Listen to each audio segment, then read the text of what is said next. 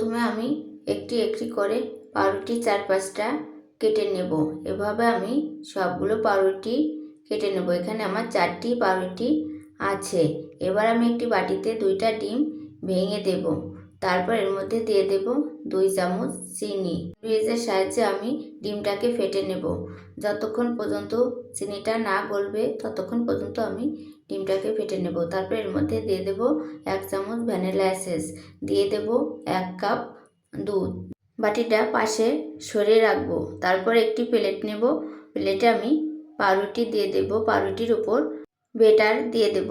একটি একটি করে পাউরুটি দেব আর বেটার মাখিয়ে দেব। ভালো করে বেটারটা মাখিয়ে নিতে হবে, পাউরুটিতে যেন চুপসে নেয় বেটারগুলো।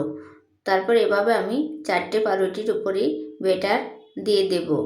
এবার এটাকে সরিয়ে রেখে আমি একটি কড়াই নেব। কড়াইয়ে 2 চামচ ঘি দিয়ে দেব পাউরুটিটা ভাজার জন্য। এবার আমি পাউরুটিগুলো দিয়ে দেব। আলতো হাতে পাউরুটিগুলো আমি এপাশ ওপাশ করে ভেজে নেব। এমনভাবে ভাজতে হবে যাতে পাউরুটিটা না ভেঙে যায়। নরম হাতেই পাউরুটিটা ভেজে নিতে হবে।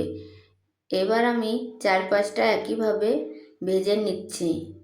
এবার আমার ভেজে নেওয়া শেষ। একটি প্লেটে তুলে নিচ্ছি। এবার আমি আপনাদেরকে কেটে দেখাবো পাউরুটিটি কত সুন্দর তুলতুলে নরম হয়ে গেছে। এটা মুখে দিলেই মিলে যাবে। এটা আপনারা সকালের ব্রেকফাস্টে এবং বাচ্চাদের টিফিনেও দিতে পারেন।